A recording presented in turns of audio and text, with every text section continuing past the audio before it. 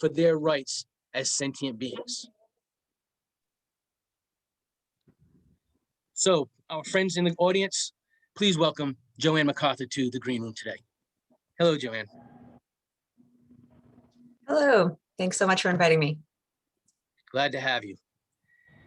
Jo-Anne, can you see the screen okay? Do you see the photos? I can see your PowerPoint, yes. Okay, very well. So if you'd like, we could take a quick look at some of your photos just to give our audience an idea of some of the images that you might see in this latest book, Hidden: Animals in the Anthropocene. And it's an interesting cover. I will say that all of the work you'll see in this PowerPoint is mine, except for those which are captioned otherwise. This book, Hidden, is my first foray into editing a large photographic book. So this is actually the work of 40 photojournalists globally. I knew I wanted to really be all-encompassing with the subject matter and that I couldn't cover that alone with the work that I had done. So we see here images from Celine Magnolia, Ettore Garmendia. This image is of mine. Back up. Yes. Yeah, sure.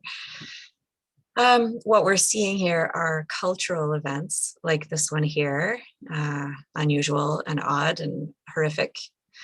An incredible capture by Ettore Garmendia, who's one of the leading animal photojournalists in the world right now. He's quite relentless in his work. And you can skip back to the image of the pig in the garbage, also a really highly unusual situation for us to see. Pigs end up in dumps all the time, but this is out of sight and out of mind. And what I mean by the hidden animals, which is the topic of the book, is that animals, especially those who are farmed for food, are raised by the billions, and yet we only ever interact with them on our plate. Or the fur-bearing animals, we interact with them when we wear them, and yet they are kept by the billions every single day. And so we wanted to illuminate their lives so that we can make better decisions, think a little bit more critically, have important discussions, because a lot of us care about animals, but we care about the animals who are more familiar to us, wildlife, companion animals, and yet there are others who are as equally sentient, and yet we fail to see and we mistreat horribly. An example is here, you landed on this image of a turtle being filleted, which was a word you used. I had not thought of that word for this image, but that's exactly what's happening. The turtle is alive. And these things just, need to be seen by us. Can I ask you a question, please? Please. Could you expound a little bit on the idea of animals being sentient beings, just to kind of give us a little bit of context for some people in our audience who may not actually understand what you're talking about, or might need a little bit more background on that idea? Yeah, all animals are feeling animals. They are complex, and we aren't taught that they are complex. We aren't taught that they have complex emotional lives or that they make complex decisions. And because they have these qualities, it means that they can experience complex emotions like joy and fear and sorrow and anxiety and jealousy. Some of these emotions, I suppose, are not complex, but they do get complex. And any of us who live with a cat or a dog or an animal know that they experience the world in all sorts of ways, just as we do. But so do the animals we eat, the pigs and the chickens and the turkeys and the cows. And so because they can experience life as we do in many ways, they can experience joy and suffering and fear. I think that needs to be known. And what's really exciting is that ethology, the study of animal behavior, is really growing. And so you don't just have to take, my word or the word of a dog owner that animals are feeling. We know this because they've been studied, and we see incredible behaviors in fish, in insects, in chickens. And it's pretty exciting. And so the more we know about how animals feel and think, the more it becomes difficult for us to just, or at least in theory, should be more and more difficult for us to just put them away in cages that they can't turn around in. in horrific fur farms where they're crammed into cages for our benefit, especially when we don't need to do this. We don't need to keep animals in these conditions for our survival. Great, and that actually prompts another question. Again, just why is it important to make these animals visible? You mentioned these hidden animals with whom humans have such a close relationship, and yet humans fail to see these animals. You mentioned the animals that we eat, the animals that we wear, we use for research. Sometimes we put these animals to work. We view them as entertainment, as we can see on the screen right now, and also the animals that we sacrifice in the name of tradition and religion. And you started to talk about that already, but I'd like if you can just elaborate on that a little bit more. Why is it important for the general public to see these animals? Well, as the old saying goes, I guess seeing is believing. And sometimes we have to see something to become aware of it. It's really that simple. And that is the job of photojournalists, photographers, and not just animal photojournalists like myself, but conflict photographers, for example. They're going out into the field to document wars, the things that we do to one another. We need to take what's going on in the world and bring that home, and literally bring that into our homes where we're sitting right now, so that we can learn something new. And as we know, that should and often does lead to conversations and caring and change. Photographers create proof. And that's what we're doing here with Hidden. This is proof of what needs to be seen, and in most of these cases, probably all of these cases, what should not be. These images don't sugarcoat how we treat animals.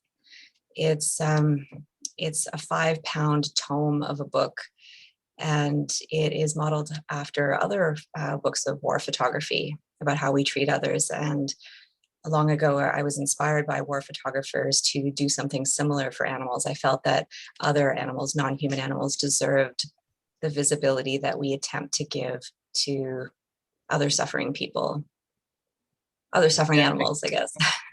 Sure. No, I totally agree. It's really one of those things, as you say, they're unseen, right? But we interact with animals constantly, and really, the whole idea of the unseen, when we talk about industrial farming, etc., even we're seeing in some of these images, it's not necessarily even industrial farming, it's small community farming, it's just subsistence living in some cases. But the way that we interact with these animals, the way that we may take their lives prior to eating them, etc., it seems to be a pretty brutal life for these animals. And the more that people know, it could change people's attitudes toward their diets.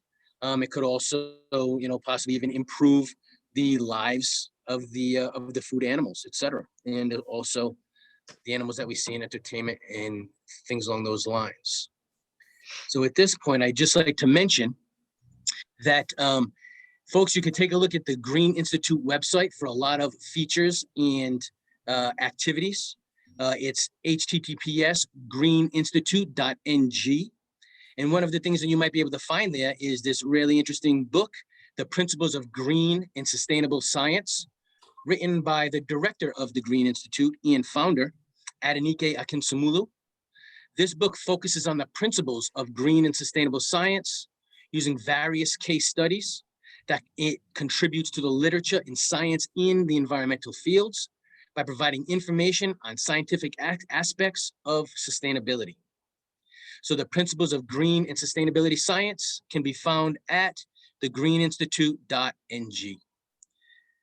And as we move on, Jo-Anne, I'd like to ask you, many of our audience members are maybe aspiring photographers or maybe just college-age people thinking about how they can contribute to the world or how they might be able to build a career. So I ask you, what motivated you to pursue this subject matter for your artistic expression and professional focus? Well, there certainly wasn't an A to B line there. I'm just someone who was really interested in the world and also very interested in suffering and the causes of suffering. And when I saw that there were these billions of animals that we just weren't thinking about, I became really gripped by this, very curious, and started turning my lens away from the other things I was photographing, street photography and humanitarian causes, towards animals. And sometimes I could just go down the street and photograph, the animals coming to the slaughterhouse. Sometimes I traveled farther afield. Sometimes I went to a local circus, rodeo, or zoo. And something interesting about using this word hidden, sometimes it's not just the animals that are literally hidden, but their uses are their experiences are hidden to us. So what I mean by that is, for example, circuses and zoos, the animals are in plain view. They're not hidden at all. But we aren't really seeing them. We're there for our enjoyment, our education. Sometimes it's just, a day out for something to do. And yet, while the animal is right in front of us, we aren't really thinking about them. We aren't thinking about their experience, how they might feel about having to perform, how they might have felt about being broken in order to perform. And so their lives, even though right there in front of us, remain hidden as well. And that was actually the subject of my second book, called Captive, which is a look at animals in zoos and aquaria worldwide. Yes, I hope to have time to focus on that as well. Yes. But here, this segment here about we animals, I find really interesting because you're kind of introducing us to some of these animals, and they look, they have these fraught expressions on their face. And this one in particular struck me because I see the name Ron, and I'm wondering if that's the gorilla's name. If you could tell us a little bit about this photo. This is Ron, a chimpanzee who was rescued from research. He spent about 30 years suspended in a 5 by 5 by 7 foot cage. He was used in invasive research for a very long time. And when I took this picture of him, however, he had been rescued, and he is here living happily at a place called Save the Chimps. Oh, great. And he was a really loving and kind individual, kind to humans despite everything we put him through. And what you're seeing here is this nest of blankets that he would build around himself every single day, because that's where he felt most comfortable and safest. And he had a huge sanctuary space to roam around in with his chimpanzee friends, but he preferred to be indoors and, casually, calmly watching what we were doing. Yeah. Interesting. He's just one of the millions of animals every year who are used in research. Right. And it's fantastic that, we have this one example of an animal who's been saved. And I'm sure that there's, hundreds, maybe even thousands, but their sacrifice to improve our lives is, as you say, hidden. Hey, I'm really happy that you use the word sacrifice, because that is a word we use. It sounds so noble, doesn't it? I think it's interesting because I don't think that they would ever choose to sacrifice themselves for us. But that's the language that's used in research, and it's even shortened to sacked. The animal is sacked. Yeah. Yeah. Jo-Anne, I'd like to just scroll through a few of these others from We Animals, and if you would just tell me where you'd like to mention. I think this one might be a fur animal. Yes, this is a calico fox in a farm in Poland. This farm eventually shut down, I'm happy to say. It was an absolute hellhole. Now this is actually go ahead to the elephant. This is Luke, and he's an example of one of these animals who is in plain view, and yet we fail to see. And I find it so interesting that there are those women holding their children just to the right of the picture, and failing to see the elephant in the room. Exactly. And it kind of shows to what lengths we have forgotten the animals, that we don't care about the animals. Right. Because when you look at this image, this animal, is more than short leashed, right? It can't even take a step, right? So it's bound by the back and the front legs. So it can't even walk in a circle or anything along those lines. It must stand in place. Yeah, Luke is swaying back and forth. That's what he was doing while I took that picture. And you'll also see in my images that while a lot of animal work is about portraits and showing the beauty hopefully instilling some awe and reverence in these animals, it can only do so much for us to just be able to look at them in that way. And so the way I photograph animals is to always show them within the constructs we have created for them. So it's important to see the cages, the locks, the shackles, the harnesses. Yeah, Right. this is an alligator factory farm, if you can believe it. That is a thing. We even factory farm them for their flesh and their skins. For clothing, I assume, and also to eat. Some people, yeah, I think, find it a delicacy. It's tasty, right? Yeah, and Interesting. I have a lot of empathy for these animals who are just, so maligned, and we're generally fearful of them. And yeah, people just don't know. So we need to know, which is why we take pictures. Yes, and this one here was particularly disturbing to my wife, actually, because on the website there's actually a caption. Could you please describe the image here? This is a calf who is 20 minutes old. She's still wet from birth. She's been taken away from her mother as soon as she took her first steps. She was picked up and put in this wheelbarrow and then brought over to these veal crates. This is where she would be kept until she was either killed as veal, to be eaten as veal, or put back into the dairy system. And in fact, the investigators that I was with went back to this place a few times, and she did indeed go on to be a dairy cow. So she would have been impregnated 3 or 4 times and then slaughtered probably by the age of 6. By the age of 6, these animals are considered spent. They're not producing enough milk and they're sent to slaughter, which is interesting because these animals can live over 30 years if they're, let to live a natural life. Well, again, that's really unfortunate because what is driving that? You have, business models, right? And this idea of efficiency and, quality control, et cetera.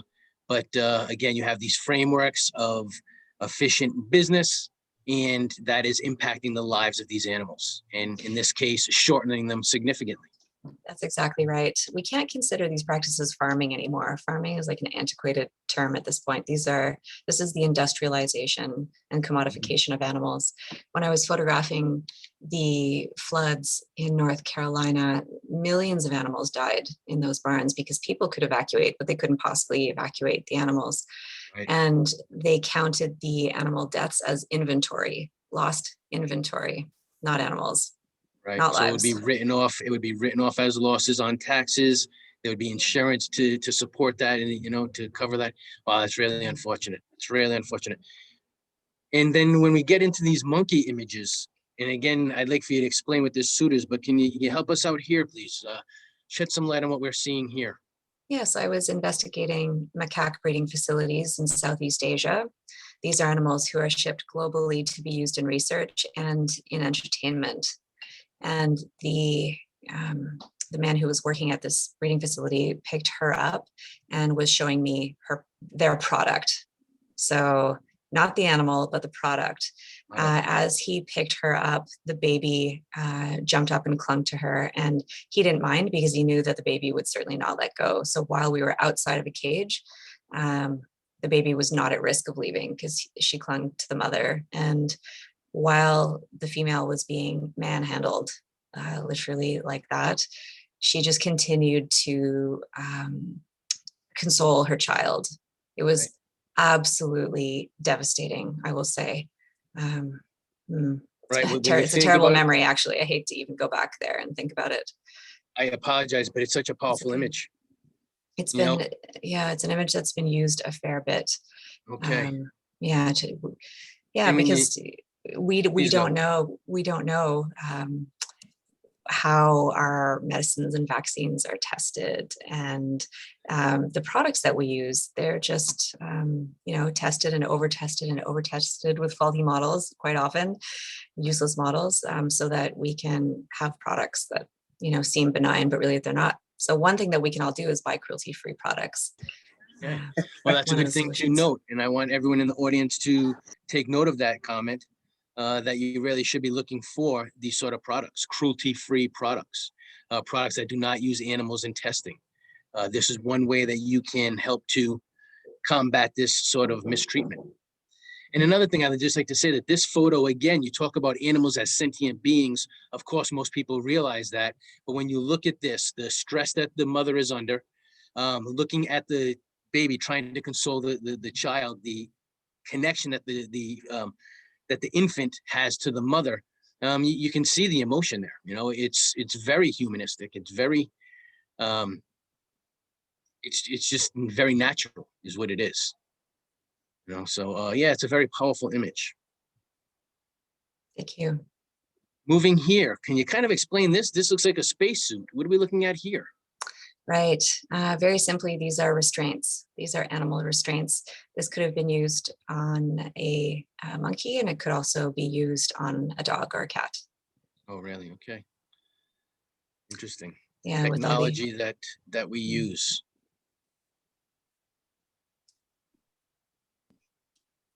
the previous image is interesting. Again, with my focus being on us and the systems we create, the things we do. So this child is training to be a bullfighter. And when I asked him why he wanted to be a bullfighter when he grew up, he said, "Because I love bulls." So isn't that interesting? How we take the empathy and caring of children, especially towards animal, and twist it and turn it into something that just doesn't make sense. Right, right, right. He has the affinity for the animal. Might have even respect for the animal. However, he'll grow up to dominate the animal, treat it poorly. And if he continues this line of work, you know, a bullfighter kills them, right? So he takes their Exactly. lives at the end, right? So yeah, that really is interesting. And again, it's the socialization, and it's everything that you look at behind that, the male roles, the masculinity of, you know, a bullfighter, all of these sort of things that are very cultural, and taken for granted even, you know, by That's right. most people, a lot of people. And again, that it emphasizes your point that these animals, even though they're right in the front of our face, their lives and the sorrows that they endure are very often unseen and hidden. Exactly. So at this point, what I'd like to do is just make one more plug before we talk about captive, because you mentioned captive earlier, and I'd like to ask a question. And then once I get an answer from you about that question about captive, then I'd like to try and include some people from our audience. So, ladies and gentlemen in the audience, again, please take a look at the Green Institute website, greeninstitute.ng, and notice that we also have several mini courses that you can take, affordable courses that help you to better understand your role in sustainability. Some of these courses have STEM aspects. So you're looking at science, technology, science, technology, Engineering. engineering and mathematics. Thank you very much. Yes, live television. Thank you very much. We have to have a blooper reel. So please take a look at the courses. You can find this at greeninstitute.ng/courses. Okay, so when we talk about captive, Jo-Anne McArthur has looked at the role that zoos, aquaria play as centers for conservation, education, and entertainment. So what I'd like to ask is, in this project, Jo-Anne, you scrutinize the role of zoos and aquaria as centers for conversation, education, and entertainment. What are people supposed to realize when they reflect on how humans observe or ignore one another through the bars, across the moat, or on either side of the glass, as you mentioned, the way that humans perceive these animals in these situations? Thank you. Well, we touched on it earlier, and I think what I'll do is just get right into looking at these images, and we can start right here, in fact, with Kiska. Okay. So the purpose of this book is to make us see with new eyes and to rethink our relationship with the animals, as you say, beyond the bars and on the other side of the moat and in the tanks. And this image, you know, anyone could have taken it. I was standing next to a bunch of people taking the same picture. And some images speak for themselves, and then some of them require some research and some captions to really drive home what exactly is going on. And the story of Kiska is that she was wild caught off the coast of Iceland in 1979. So a Oh. long time ago now. Mhm. The other orcas that she was caught with died, and she was brought here to Marineland in Canada. This aquarium, this space is ironically called Friendship Cove because she has no friends in there. And she was impregnated 5 times and gave birth 5 times, and all of her children died. So this incredible animal has had a dramatically lonely life. Mhm. And we just don't know that. You know, we go and we are awed by her size, her difference, as in so different from us. And we point and we take pictures and selfies and then we leave. So our interaction with animals like her and animals in zoos and aquaria are often 30 seconds, 1 minute, 2 minutes. But for her, let's take that 1 minute, for example. It takes her 1 minute to circumnavigate that tank. Less than 1 minute, in fact. So I'm not sure what the math is on that, but multiply all those minutes by the hours and days and years that she's been there. Sherry, could you mute yourself? He's going Thanks. to, yeah. And so this is the kind of attention I want to bring to animals like Kiska. And the bear in the slide number 30, that bear lives alone. And this bear here has movements that are absolutely rote. So what this individual does is pace that dirt space and follow the perimeter of the fence. And then when they get to this spot, they stand up and then they turn right and do it again and again and again. And that's probably part of the training, right? I'd assume. Well, they have nothing. They're so bored that they're just doing Nothing the same else things. to do. They're just doing the same things over and over. It becomes like muscle memory to move within that space. If you could go back to the giraffe image, that's the one previous to that. So this one I thought was just such an interesting example of how we take these animals so far away from home. This is a giraffe in Germany in the park, an IKEA parking lot where the circus is set up. And the text that accompanies this image is how there's just so much that we can't see with animals in zoos and circuses. Like we can't see how they were wild caught. We can't see how they were taken away, split up from families and friends. We can't see the breeding programs. We usually don't see the culls. So when these animals are considered surplus, because often they want babies at these places, but when they get older and they're less interesting, they're considered, surplus, and they're culled, which is a euphemism for killed. Yes. So there's so much that we can't see when we are standing right in front of these animals. And that's, again, part of the point of this book is to illuminate those things. Oh, that's really interesting and unfortunate for the animals, but I'm really pleased that, you and your collaborators are bringing this to light. At this point, I'd like to ask, are there any questions from the audience? Just raise your hand and we'll try to, here we have a question. Let's see, we have some very long-winded written questions here. Question, okay. This question is from Melanie, and she asks, Jo-Anne, I'm not asking you to implicate yourself with a smile, she says, but I would love to know more about accessing certain events or places of suffering, regardless of location. I refuse to pay to enter, say a rodeo. I want to understand how to find those suffering easier. I had experiences with small scale farms and slaughterhouses, but want to understand best practices if possible, in order to, I assume, do similar research that you're doing. So I guess this is a question about process. How do you choose where you're going to work, and how do you gain access as you have? Okay, so we could talk about this forever and we have limited time. I'm just going to say a few things here. I do pay the $20 or so to get into a rodeo or a zoo because it's a good investment in animal advocacy. That $20 is not going to make or break that industry, but if you're there, you're creating images that are going to change public perception and, influence and get conversations going about animals. So don't be too worried about that.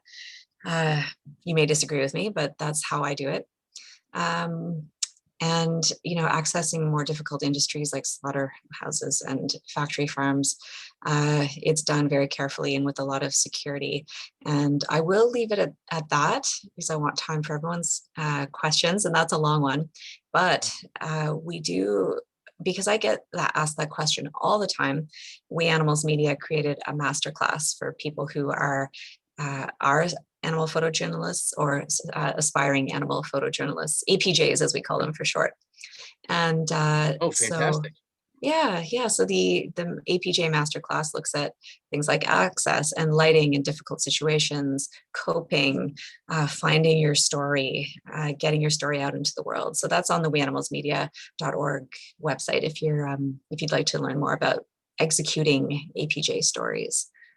Oh, fantastic. Yeah, that's really good information for our aspiring photographers out there, amateur and professional. Great to hear.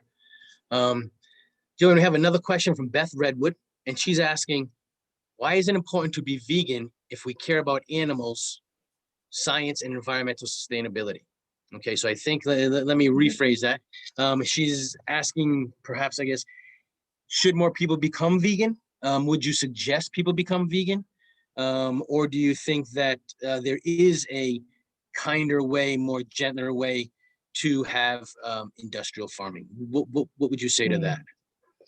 Yeah, I don't support any forms of industrial farming because, as the saying goes at Edgar's Mission Sanctuary, it's a lovely sanctuary in Australia, their motto is, if we could live happy and healthy lives without harming others, why wouldn't we? And we're, with the development of plant-based, there's always been plant-based food to eat, but now, people who really want to stick to eating meat can eat Beyond Burgers and cultivated meat, and there's just so many other things we can do. We don't need to eat animals. Eating animals is certainly harmful to the health of the animal. And this word sacrifice from earlier, I don't think that animals would choose to sacrifice themselves for our plate. So I think that, Right. Beth, we can all move towards eating fewer animals and eating no animals. Strongly recommend it. I don't say to people go vegan, because that seems intimidating and scary and sometimes impossible for a lot of people. And so what I do is encourage people to take small and big steps towards, not using animals whatsoever. There's so many ways of doing that. It's a really exciting time for that. We can buy cruelty-free. We can buy vegan products. We have a lot of choices now. Right, great. And I've got one more guest question. This is from Christopher Chianapu, and he's asking, what do you suggest is needed from a policy standpoint to help reshape the relationship and the interaction between humans and animals? How can we start changing the conversation, the concept, the approach, and the framework? Right. That's a good question. Do you have anything to speak to in terms of policy? Alphonsus, can you mute yourself, please? Okay, no problem. Thank you. Appreciate it. Okay, well, thanks for mentioning policy. This is one of the many ways that we can tackle the animal problem right now. And this is why I keep saying it's like a really exciting time to be in animal advocacy. We're on the right side of history if we're moving things towards a kinder world for animals through policy and law. Animal law is booming right now. This was only conceived of a few decades ago, and a lot of people are entering the field of animal law. We need to talk to politicians. We need new bills that protect animals and increase welfare. The bills that we have in Canada, for example, are just horrendous. You can transport animals across the country practically without, food and water. So changes are happening there and need to happen there. But, whatever your skill is out there in the world, you can probably find a way to use it to make the world a better place for animals. So whether you're a journalist or a photographer, an artist, a scientist, researcher, lawyer, we can all use those skills. And yeah, people often ask me, like young people, students and stuff, what can I do? I'm just young. Well, pursue what you're good at and what you enjoy doing, because that will give you longevity in the efforts that you want to make on behalf of others. If you're doing something that doesn't quite feel like you might only do it for a couple of years. It's also hard work advocating for animals because it's an uphill battle. So I encourage people to, practice a lot of self-care and take breaks and look after yourself so that you can look after others.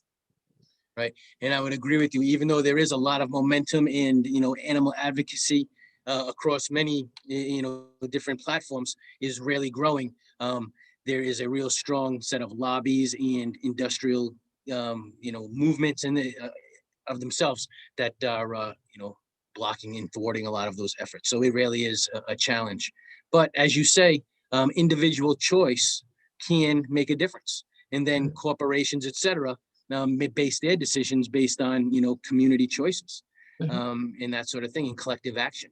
So, yeah, I think, at the minimum, people in our audience can at least share these images and talk with people about these images, and then look to the many NGOs around the world that are actually, engaged in this sort of work, and continue to follow Jo-Anne McArthur and We Animals Productions as well, because she's on the forefront of this advocacy approach. I'm glad that you mentioned financial support of NGOs, because I found out that in North America, only 3% of philanthropy goes toward environment and animals together. 3%. Well, 3%. That's nothing. My gosh. No, that's extremely limited. Yeah, when people ask me, like, why aren't you advocating for humans? Why are you advocating for animals instead of humans? But like, not a lot of people are advocating for animals, and there's room for everyone. There's room to support everyone. And right. In fact, I mean, most of the philanthropy goes towards, humans. So certainly. Right. Yeah. Right. And again, just to add on to that, when you talk about that question, why are you advocating for animals, not humans? Essentially, by advocating for animals, you're advocating for humans, right? We just went through this whole experience with the COVID-19, Yes. pandemic, which very likely could have transferred from animal to human. And there are other issues. Again, even here in Massachusetts, I live in the city, yet we have certain areas that are now being posted, beware of coyotes. Why? Because there's such an encroachment of human activity. Our development is encroaching on the animals' in environments and habitats. So by advocating for animals, you're also trying to improve the world for humans as well. I think that intrinsically interconnected. Thanks so much for saying that. That's exactly right, especially with zoonotic diseases these days. We know that they're being caused, swine flu, bird flu, these are being caused by the the mess that we're causing from factory farming and, leaching out into the environment, into the air. Just ruining everything. It's ruining the environment. It's like, killing us with zoonotic diseases. So anyway, you said it well, and thank you for mentioning that. Certainly. I agree. So in the last 15 minutes of our program, I'd like to talk a little bit about the Unbound Project. And this is a multimedia documentary project produced by Jo-Anne McArthur and Dr. Kerry Cronin of Brock University. So as we scroll through these few images, my question about this is, in this collection titled, in this collection titled Unbound, the images celebrate women at the forefront of animal advocacy in a contemporary and historical context. By depicting women in their challenges, the dangers, the triumphs, the sacrifices, the joys, and the solutions that they've experienced in their work to protect animals. My question is, how is this project different or similar to the other collections that we've looked at already in this program? Well, this is one of my favorite projects because it's looking at stories of change and progress. And as we all know, it's important to show those as well, to give people hope and optimism and ideas for what they can do in their lives and in their careers. I do in part what I do because I looked up to Dr. Jane Goodall, and I saw that she had this incredible life. And I thought, wow, if she can do something like that, so can I. I Mhm. can, draw outside the lines. And Sure. I can also be a pioneer. I can, she was very, very inspiring. And so are the women that we feature. And so in animal advocacy, I mean, it's led by women. We see that. There's proof that, 60 to 80% women make up the animal advocacy movement globally. And yet we Okay. see a lot of men who are in positions of power at the NGOs. And so I wanted to create a project that, shone a light on the women and what they're doing and inspire others. So what you see here, you see women who are running sanctuaries. On the bottom left, you have Rabia Hawa. She's a Kenyan, and she was the first female Muslim park ranger in Kenya. And we have lawyers, we have veterinarians, we have conservationists. Dr. Alina in the top middle was 97 when I took this picture of her, still working as one of Mexico's first veterinarians. One of the when first. she, Interesting. yeah, when she started in vet school at the university way back when, there was not a bathroom for women because women on campus there were just unheard of in that department. Yeah, so a lot of inspiring people, and I hope that this project inspires all people to get out there and be, for example, humane educators. This is Sipewe Sitole, and she is in South Africa. She's one of the Black Mambas, and they are an all-female anti-poaching unit, and she's also delivering a humane education program here. May I ask, what animals is she protecting? These are the wild animals on the game reserves in South Africa. So we're looking at elephants and rhinos and Okay. others. Yeah. Interesting. You may be familiar with the work of Amy Vitale. She's Yes. also a photojournalist, and she had been on our program, and she talked to us about her campaign for the last white rhino, which I'm Yes. sure that you're familiar with. Right, so some of her work overlaps with some of the work you do. So it's really great to have you here and have her here previously, because what that does is that just reinforces to our audience, the importance of this work and how powerful some of the photographers and the activists really are, because your reach is, global, not only through our program, but through the magazines and the websites and the programs that you're producing, the books that you're producing. It's really fantastic. Thank you. It's great to be in her company. And All so right, great. here we are seeing at the center, Marianne Time. She was the first to be the leader of the Party for the Animals in Holland. Interesting that there are so many women around her. Right. They have a few seats in Parliament now. And maybe we'll go to the next slide. Oh, this is Dr. Theodora Capaldo, and she was the longtime president of the New England Anti-Vivisection Society. And I love that she's here with a rescued rat, because of course rats are so often used in medical research. And this quote is wonderful. It's all the same, really. The environment, women, children, civil rights, the animals. It's all about the same thing: compassion and doing what's right for everyone. There you go. And that kind of rounds things out for us, right? As we were talking about earlier, how advocacy for animals really is an attempt to protect human lives as well. And the fact that, we all share the same planet, we're all part of the nature, and, there's a synthesis and connections between the lives of the animals and our own livelihoods and lives as well. Well Really said, good. yes. Very interesting quote. So we have here, next slide.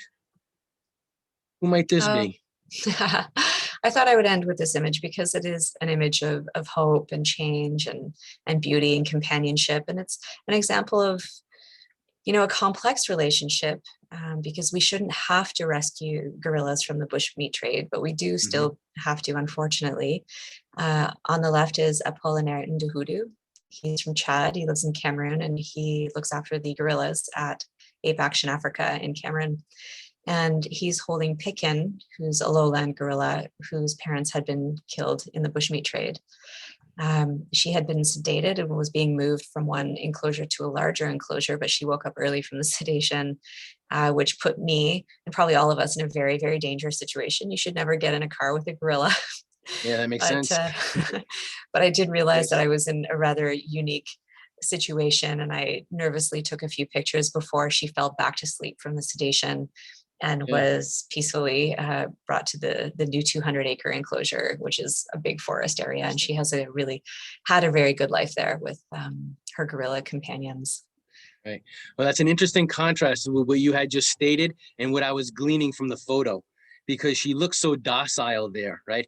And then the gleam in her eye, which may be from the from the drugs that had been administered, but the gleam in her eye makes her look kind of happy, and she might even be smiling as she embraces, this man who saved her.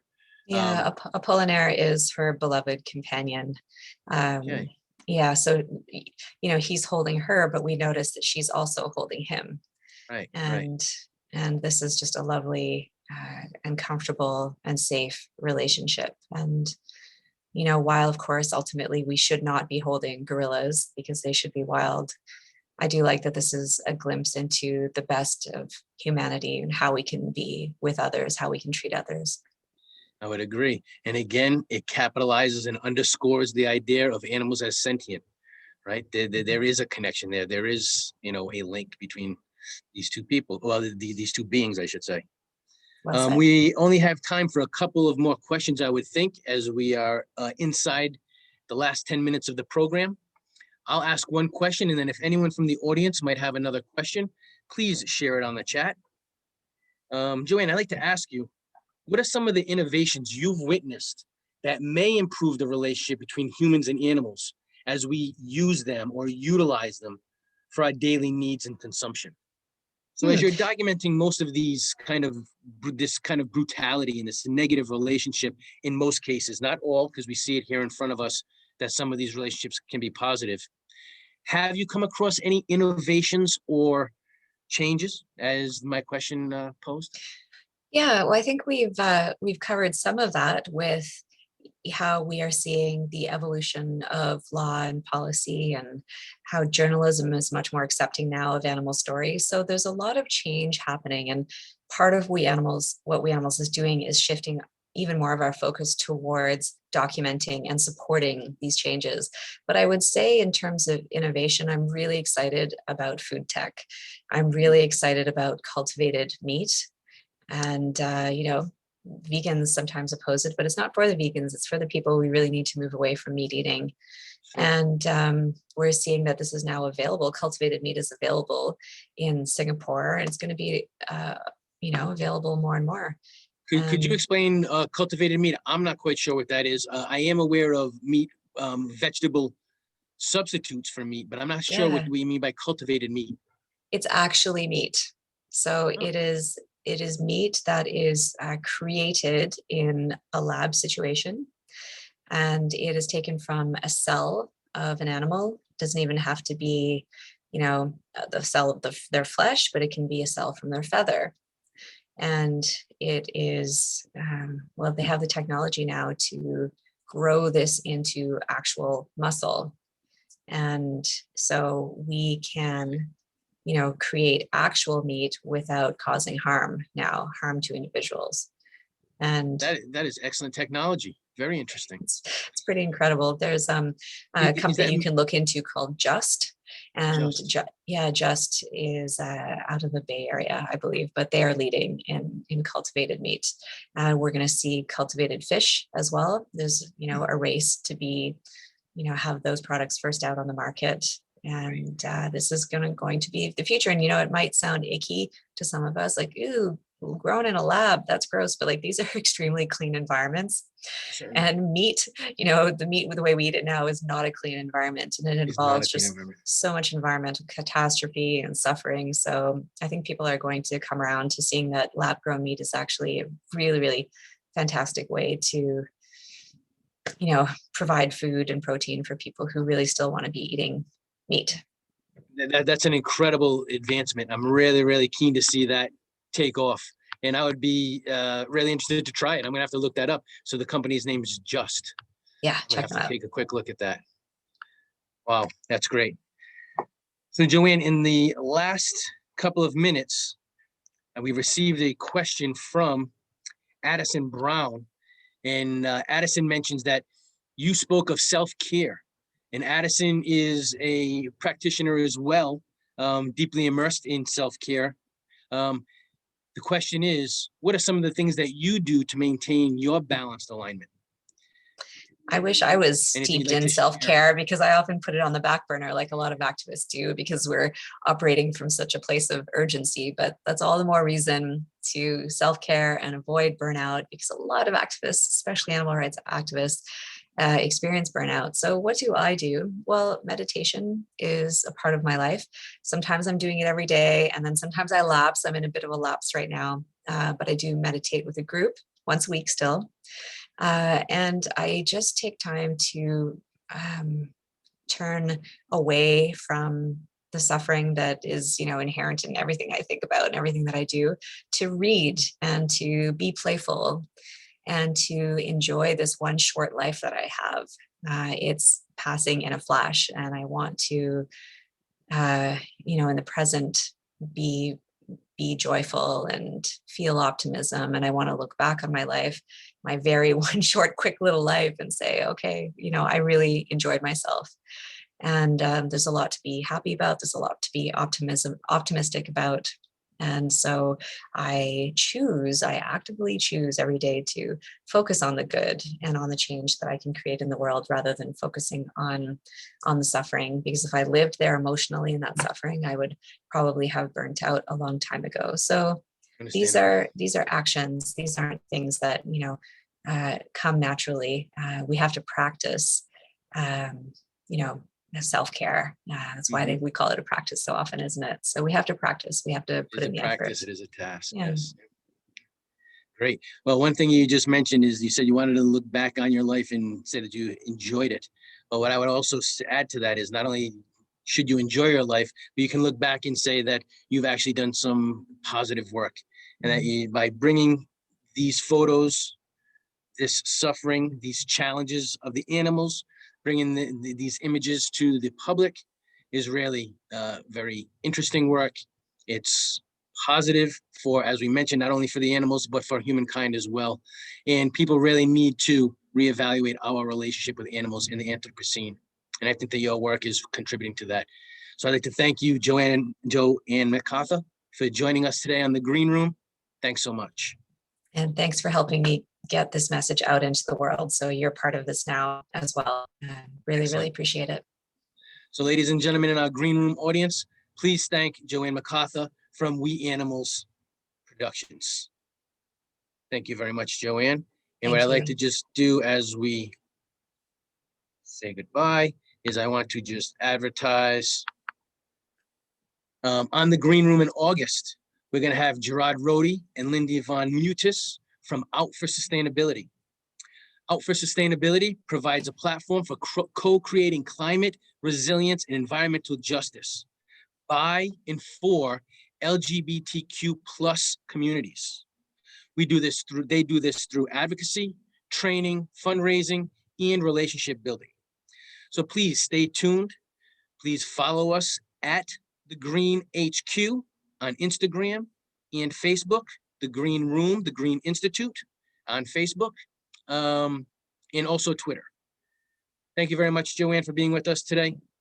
Thank you to all of you in the audience for being with us today. Have a good afternoon, and I'll see you again in August. Bye, Jo-Anne. Bye. Thanks, everyone, for being here. Best wishes.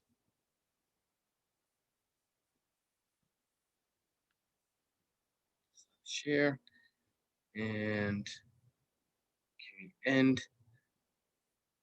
Jo-Anne, I just want to thank you again. It was really a great conversation, and I was really impressed with your work. It really is powerful work. Well, thanks for your commentary and for what you brought to my work. And thanks for your observations with the images. It really helped flesh things out and round things out. Cool. Appreciate it. And it's also kind of fun to do this without any rehearsals too. Just go through it as we go, right? So it's fun in that sense as well. Yeah, works for me. Great. Well, hope to be talking with you or running into you again sometime soon. Please stay in contact with us at the Green Institute, and we'll continue to follow your work and promote it as well, of course. Thank you. So have yourself a good afternoon, and I'm going to log off. Okay, and thanks. And we'll share this when it's available on all the channels. Certainly will. I definitely email it to you, and yep, you can share it through your network as well. Thanks. Thank you, Jason. You're welcome. Have a great day. Bye. Bye.